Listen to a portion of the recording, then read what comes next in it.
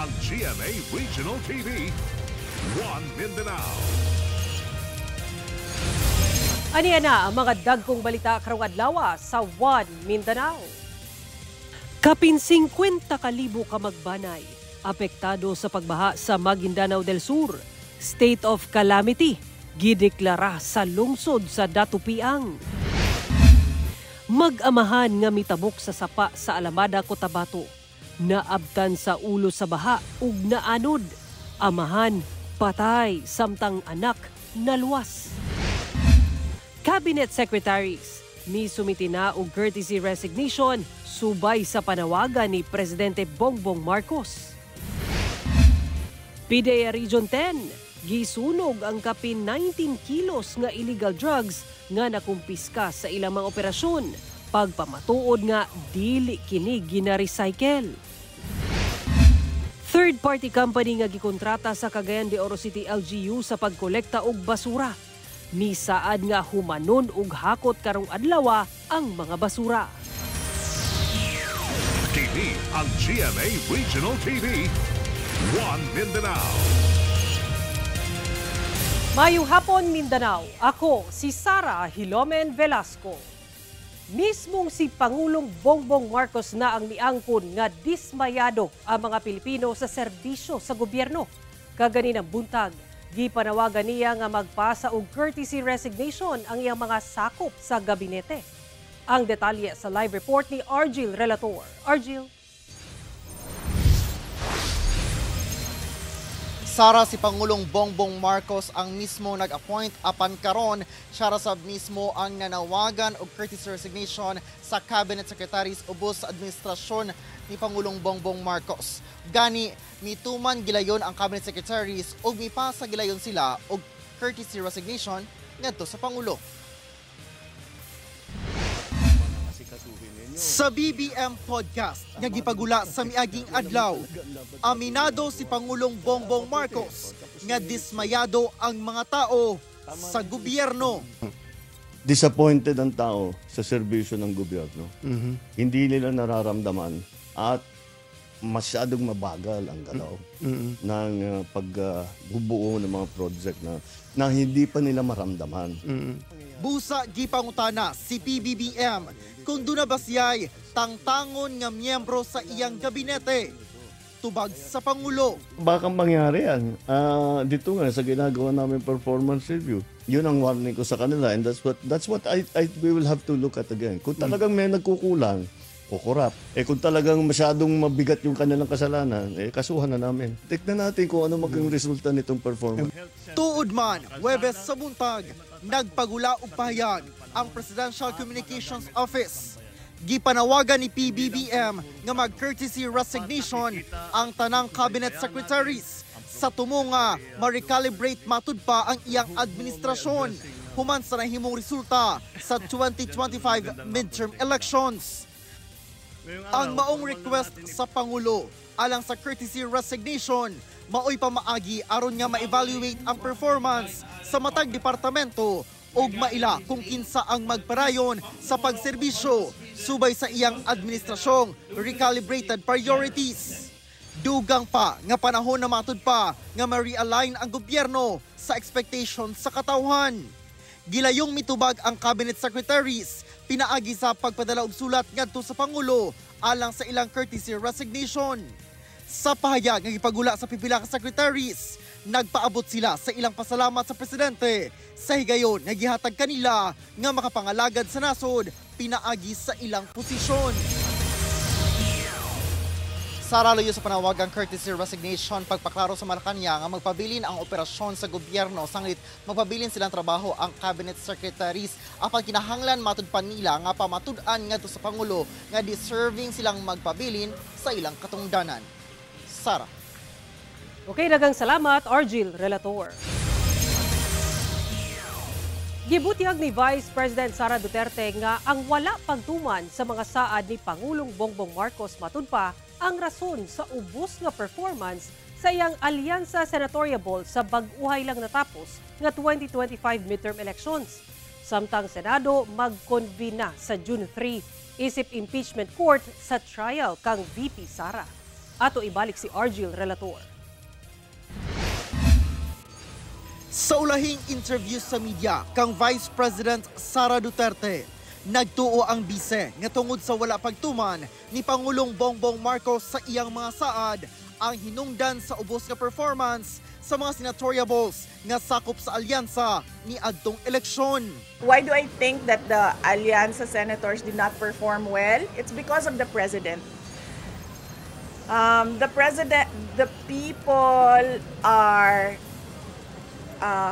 people find him wanting of his promises. And the people expect more from the president, particularly with regard to his work for our country. So they should not blame anyone else, anything that has happened. It's just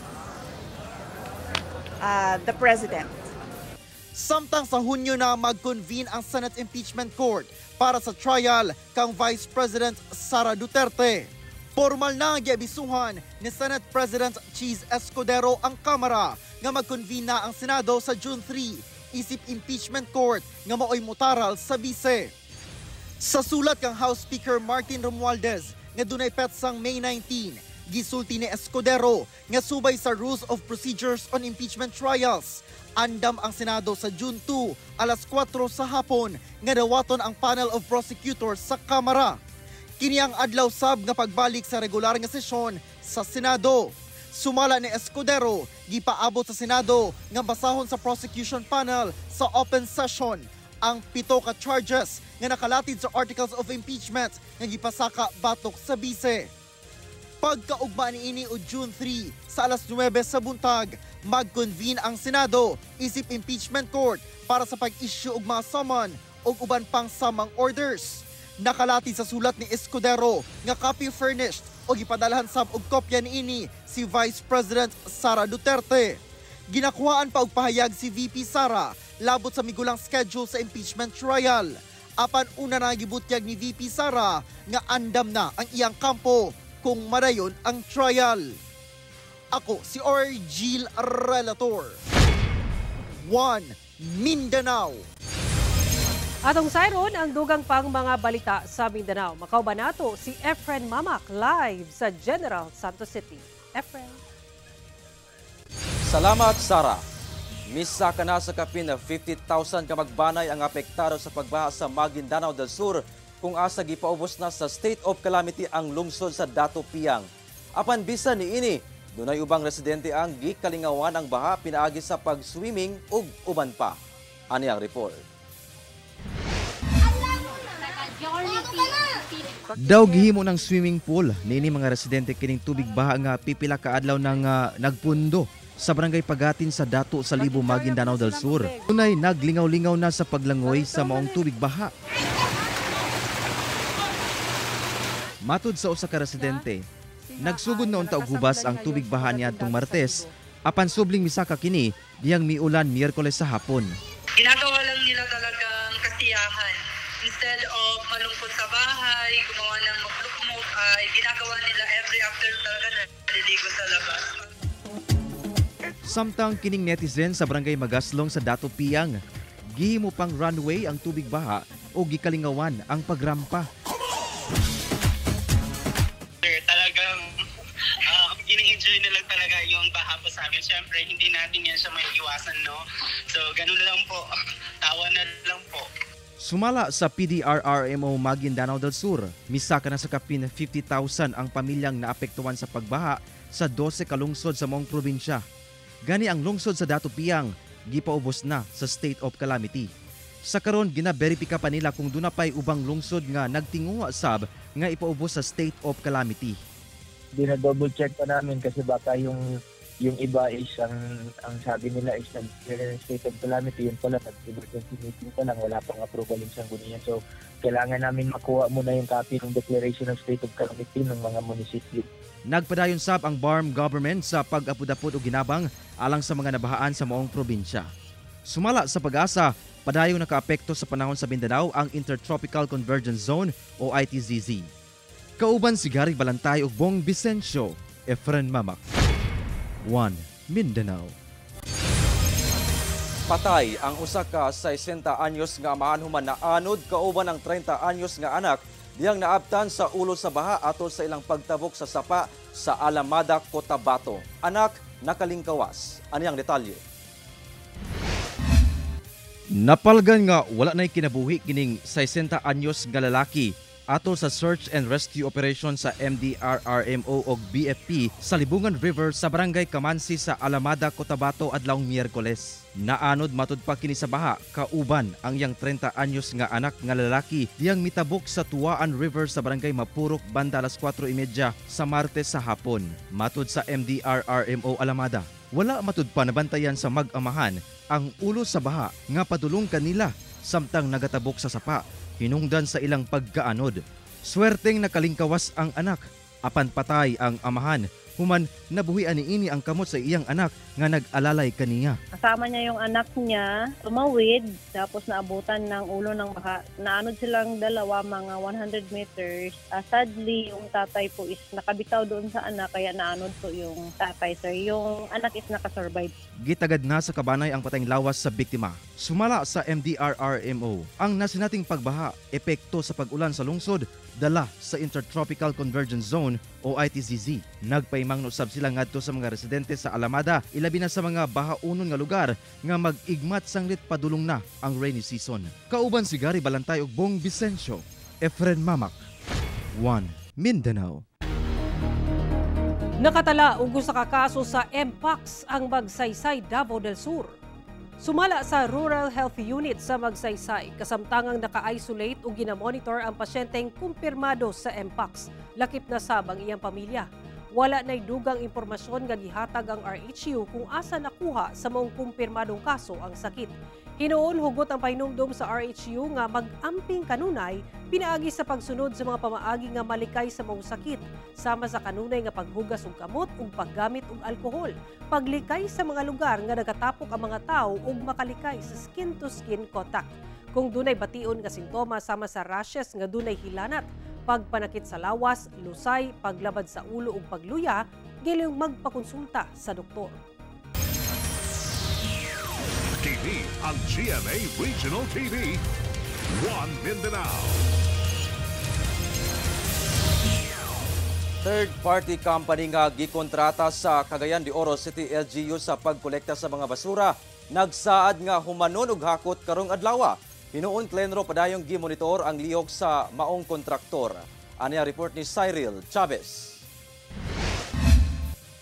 Sa gihimong closed-door meeting sa pagpanguna sa Cagayan de Oro City Local Environment and Natural Resources Office kun Clenro ug uban pang departamento ug anaasab ang third-party company nga gikontrata sa syudad nga mokolekta sa basura, gihisgutan ang gisagubang problema sa basura. Nag-unang rason kuno kung ngano wala gilayon na kolekta mga basura sa syudad sulod sa usa ka semana ang wala pag-duty sa mga driver sa truck, lakip mga kolektor og basura sa maong kumpanya. Busa atol sa meeting, gisaad sa mong kumpanya nga karong adlaw, Huwebes, ilang humanon paghakot ang tanang backlog nga basura sa syudad. Hopefully managin na karon nga adlaw, no? Wednesday katong nagdapog nga daghan nga dalan, highway, national highway, wala naman. Gibutyag sa Clenro nga base sa ilang monitoring, adunay kausaban sa sitwasyon sa basura sa syudad. Human nga pipila ka mga truck na ang nanagan gikan sa opisina sa mayor ug ubang departamento sa syudad. Tuod sa among paglibot, naaktuhan pa namo nga pinaspasay nga ginahipos ang gatapok nga basura nga anaa sa Bulwa Westbound Vegetable Landing Area. Samtang tungod sa daw poor performance sa mong kontraktor, nakig-alayon ang Clenro sa City Legal Office sa mga posibleng legal nga tulubagon sa kontraktor. Either silutan nila ilang empleyado, wala sa kabalo ilan na but ang sa city pod sa iyang liability ni ato nang gi-endorse sa City Legal Office for further evaluation and study kung unsa ang angay na mapahamtang. Kung ilisan ang mong kontraktor sa basura, anaa kini sa evaluation sa Bids and Awards Committee sa LGU.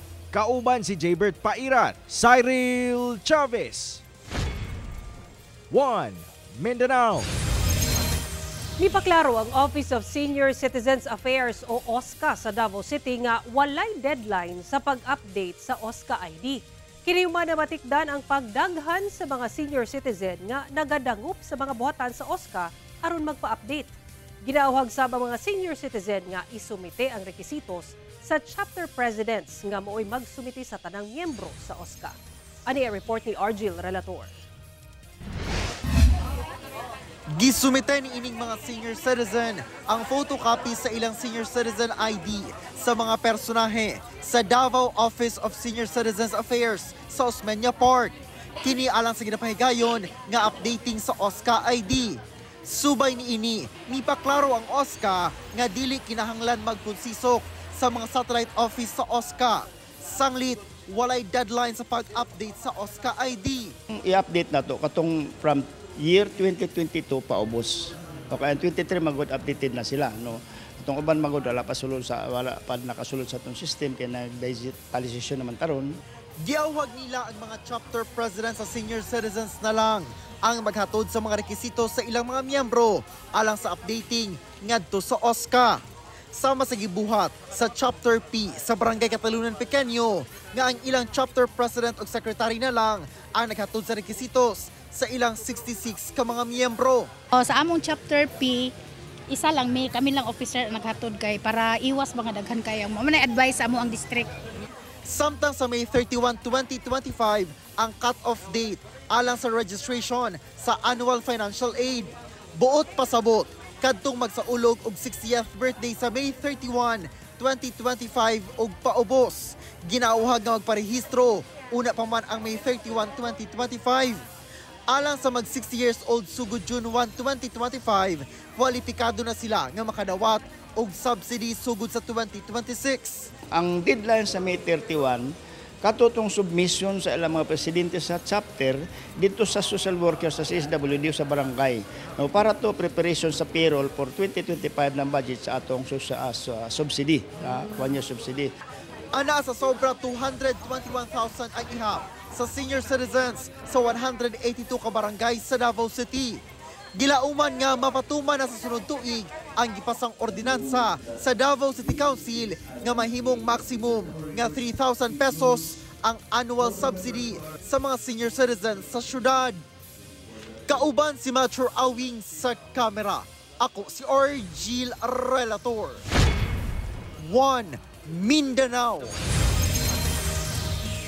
Inilang commander sa Moro Islamic Liberation Front kon MILF ang nakigtagbo sa opisyales sa DILG-10 o PRO-10 aron mas mapahugtan ang pagtambayayong alang sa seguridad ug kalinaw sa rehiyon.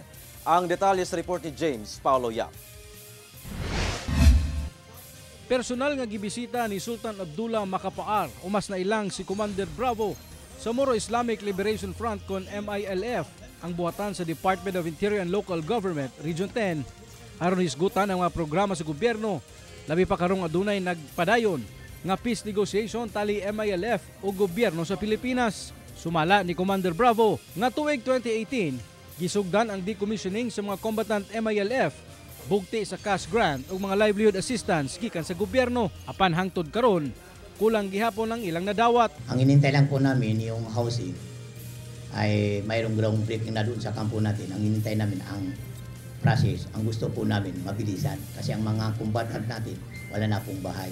Bisan pa man sa mga kakulangon sa gobyerno, gisiguro ni Commander Bravo ang iyang hugot nga suporta sa peace process. Pagpasabot sa Office of the Presidential Advisor on Peace, Reconciliation and Unity kon UPAPRO nga nagpadayon ang mga programa sa national government alang sa decommissioning sa MILF. Unang binigay is itong tinatawag nating 100,000. No? Yung 100,000 para bang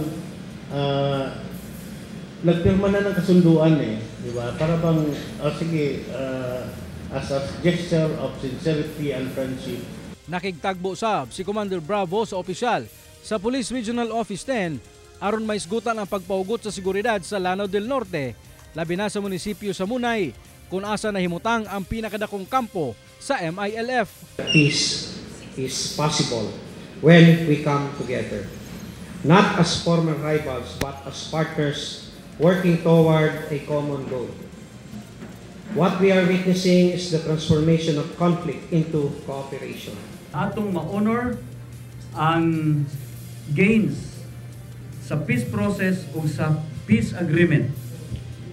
Gusto usab nato nga kini siya ma-sustain para malantawan nato sa unahan ang inclusive and meaningful development. Kauban si Makoy Sempron, James Paulo Yap, 1 Mindanao.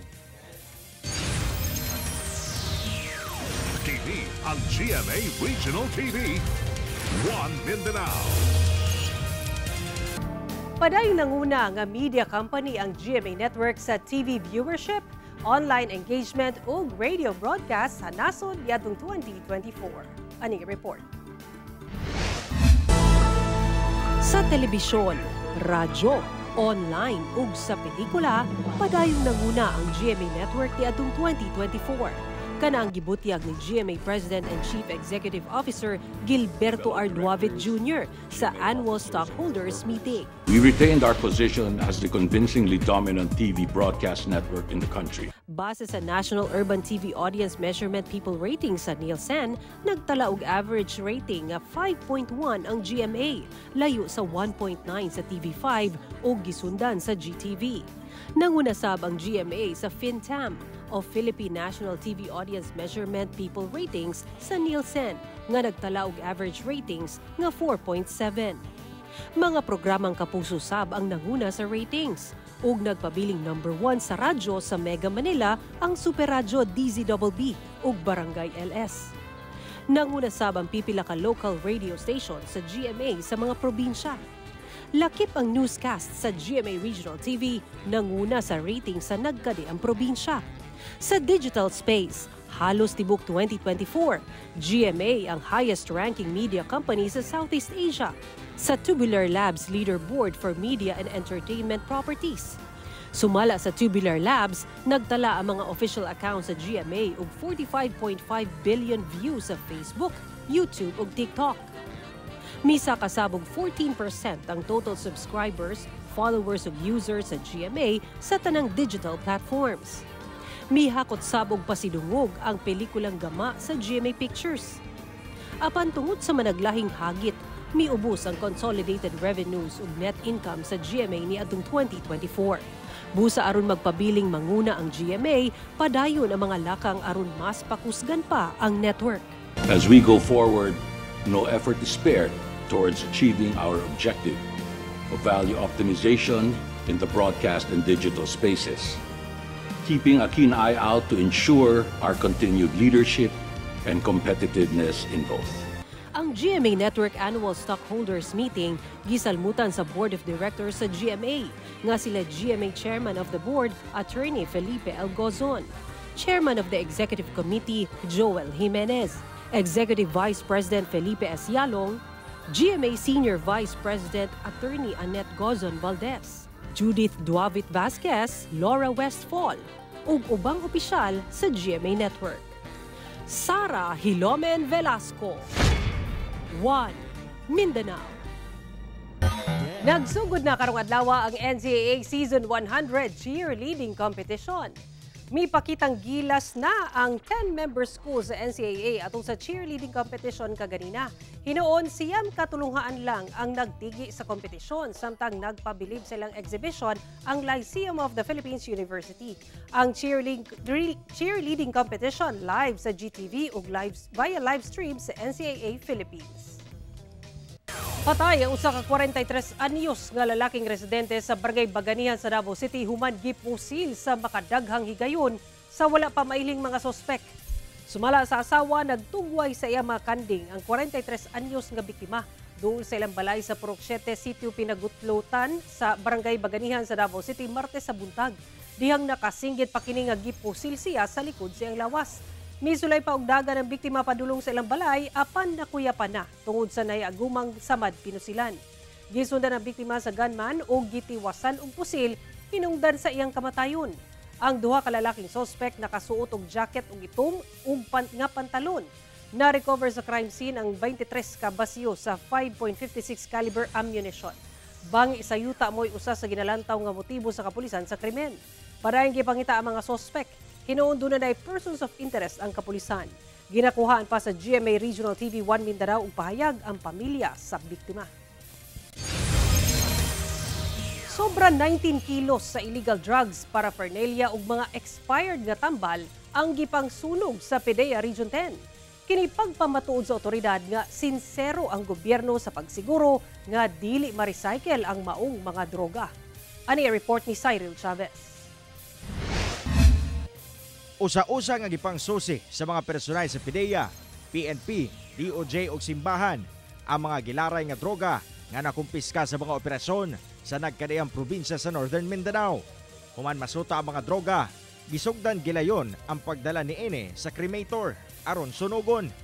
Kini ang Destruction of Dangerous Drugs Program nga gihimo sa PDEA Region 10. Moabot sa kapin 19 kilos sa sabu, marijuana oil ug drug paraphernalia nga nakumpiska gikan sa May 2024 hantod karon tuiga ang gipangsunog. Sumala sa PDEA 10, pagpakita kini sa publiko nga sinsero ang gobyerno sa pagsiguro nga dili na mabalik pa sa komunidad ang maong mga droga.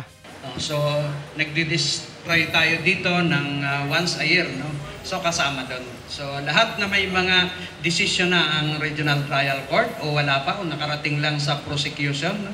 At walang nasampang kaso o kasama na yung mga nakuha lang sa mga interdiction o sinurrender sa mga courier natin ay isinama doon.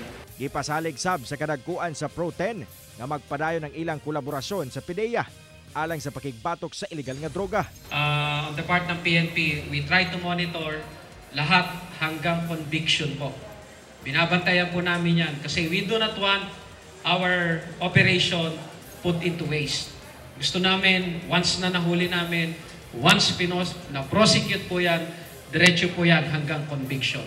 Nagpasalig sab ang simbahang Katoliko nga magpadayon sab ang ilang mga programa alang sa drug rehabilitation. Because the church believe, and I also believe, that mutual support and collaboration with the government agencies can effect change. And there is always better result. Gawa sa illegal nga droga, lakip sab sa gipang sunog ang mga expired nga tambal nga gisurrender sa mga drugstore ngadto sa PDEA. Kauban si Jaybert Pairat, Cyril Chavez, 1 Mindanao. Ug mao kato ang mga uling balita sa Mindanao karong adlaw. Mamahimo ninyo kini makita pag-usab pinaagi sa pagbisita sa official website sa GMA Regional TV o bisita ang among official YouTube channel ug i-click ang subscribe button para sa pinakauling balita. Daghang salamat sa atong mga kapuso sa Mindanao nga nagalantaw kanamo ug sa atong mga kapuso abroad. Padayon lang sa pagtutok sa mga lokal nga balita matag adlaw tungod sa GMA Regional TV, Local News Matters. Kami ang GMA Regional TV 1 Mindanao, tibok pwersa para sa mas dokumisyon ug mas halapad nga pagserbisyo sa nasud.